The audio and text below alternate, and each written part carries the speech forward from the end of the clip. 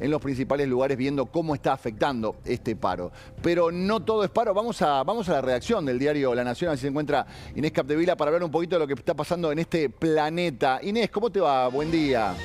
Buen día, Horacio. ¿Cómo estás? Muy bien, muy bien. Bueno, vamos a hablar un poquito de lo que está pasando. ¿Qué te parece si empezamos con el conflicto entre Rusia y Ucrania, que está lejos de terminar porque acaba de conocerse un aumento de la hostilidad por parte de Rusia, ¿es verdad? Exactamente. Rusia viene aumentando su presión, sobre todo a través de una ofensiva aérea muy fuerte sobre Ucrania en este contexto de negociación frustrada por parte de Estados Unidos para acercar a Ucrania y a la Rusia de Vladimir Putin a un cese al fuego a partir del cual poder negociar una paz.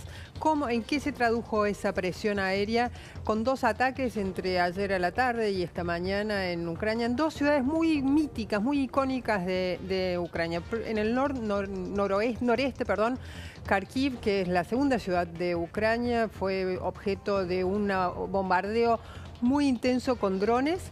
Hubo al menos 11 heridos sobre infraestructura civil. Y este es un dato crítico, sobre todo a la hora de analizar la presión de Putin sobre Ucrania. Y por el otro lado, también sobre infraestructura civil, pero ya al sur, sobre la también mítica Odessa, un bombardeo sobre infraestructura civil, un mercado y escuelas, y murió una persona. Así se llega al 8 de mayo, que es pasado mañana. ¿Por qué se llega en marco ese día, Horacio? Porque ese día Vladimir Putin se comprometió a aplicar un cese al fuego de 3 días como señal de buena voluntad en este proceso de negociación para un cese al fuego. El tema que es una señal de buena voluntad bastante ambigua si es rodeada antes y muy probablemente después de esta ofensiva aérea. Sí, claro, obviamente. Nos vamos relativamente cerca, nos vamos a Alemania. Sorpresa, ¿qué pasó en Alemania? Un papelón, te diría. Friedrich Merz, exactamente, que fue elegido canciller en febrero pasado, en las elecciones generales de febrero pasado. Sí. Se tomó todo este tiempo para formar una coalición, no le alcanzaban los votos, formó finalmente una coalición bastante heterogénea, porque es la centroderecha alemana a la cual él pertenece, junto con la socialdemocracia alemana. No es una coalición nueva, pero sí es una coalición muy heterogénea y que atada básicamente con alambres. Necesitaba 316 votos para a partir de hoy empezar su gobierno, 316 votos en el Parlamento, no los consiguió. Llegó a 310, le faltaron 10. Con la particularidad, Horacio, de que su coalición tiene 18 votos más por encima de los necesarios, por lo tanto quiere decir que hubo muchos participantes de la coalición oficialista que no lo votaron. No lo votaron ni los propios. Exactamente, ni los propios. ¡Qué papelón! Un poco los especialistas en Alemania en este momento están diciendo esto lo puede sobrepasar. Sin embargo, la coalición que en 2 semanas va a presentarse a una nueva votación para empezar finalmente el gobierno, y los especialistas dicen es probable que lo pase, pero empieza de forma muy debilitada. Nunca en la historia de esta Alemania contemporánea había sucedido esto de que en la primera votación, en la votación necesaria para empezar un gobierno, el canciller o la canciller no hubiese alcanzado los votos necesarios. Qué papelón, tenías razón que era un papelón, no era una sorpresa, era un papelón. Exacto. Nos vamos a Israel. ¿Trascienden los nuevos planes para tomar el control de la Franja de Gaza en su totalidad?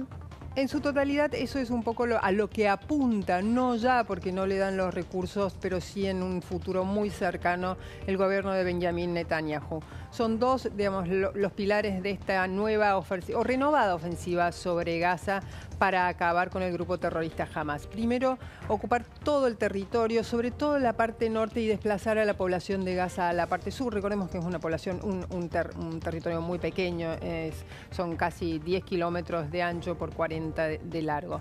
Eso por un lado. ¿Qué implica apostar a las fuerzas de defensa de Israel en cada punto estratégico de Gaza? Hasta ahora, ¿cómo era eso? Las operaciones las realizaban las fuerzas de defensa de Israel, pero se retiraba a una franja de 1 kilómetro dentro de la franja de Gaza. Eso implica dos cosas: mucho más sufrimiento para los gazatíes, que están tan hartos de Hamas como de la ofensiva de Israel, y también mucho más riesgo para las fuerzas de defensa de Israel en cuanto a costo humano. Y el segundo pilar de esta ofensiva, de esta renovada ofensiva de Netanyahu, sería hacerse con el control total del ingreso de ayuda humanitaria en Gaza, que es esencial para la supervivencia de los más de 2 millones de gazatíes que aún viven ahí. Bien, bueno, estamos viendo un montón de conflictos, un paro acá de transporte, la situación de Ucrania y Rusia, la situación en Israel. Hay gente que está pensando en qué va a pasar en la Tierra el día que deje de ser habitable, ¿es verdad esto? Exactamente. Dios santo. Bien. Por suerte, muy probablemente no vamos a estar nosotros. Ojalá que esto suceda. Dentro de 1.000 millones de años. Falta mucho, pero el panorama para ese deadline, esa fecha de vencimiento, es bastante apocalíptico. ¿Por qué? Porque 2 investigadores, uno de la NASA y otro de la universidad bastante prestigiosa de Japón, la Universidad de Tojo, lideraron una investigación para ver hasta cuándo se iba a sostener el oxígeno en la Tierra, es decir, digamos, el insumo básico para la supervivencia de cualquier vida humana o animal. Y pusieron la fecha de caducidad para dentro de 1.000 millones. ¿Por qué dentro de 1.000 millones de años? Porque según estos investigadores, la radiación solar va a aumentar tanto que va a acabar con el dióxido de carbono. El dióxido de carbono es esencial para la fotosíntesis de las plantas, y la fotosíntesis de las plantas es esencial para la generación de oxígeno. Y ahí finalmente el oxígeno va a empezar a acabarse, y lo que va a ser, cómo va a terminar la Tierra, los investigadores dicen algo muy similar a cómo se originó. Es un paisaje completamente desértico, marrón, sin plantas y sin vida humana y animal. Mira, igual qué bueno, tirar un dato así incomprobable. Venía a chequearlo en 1.000 millones de años. No voy a hacer, pero ni cenizas.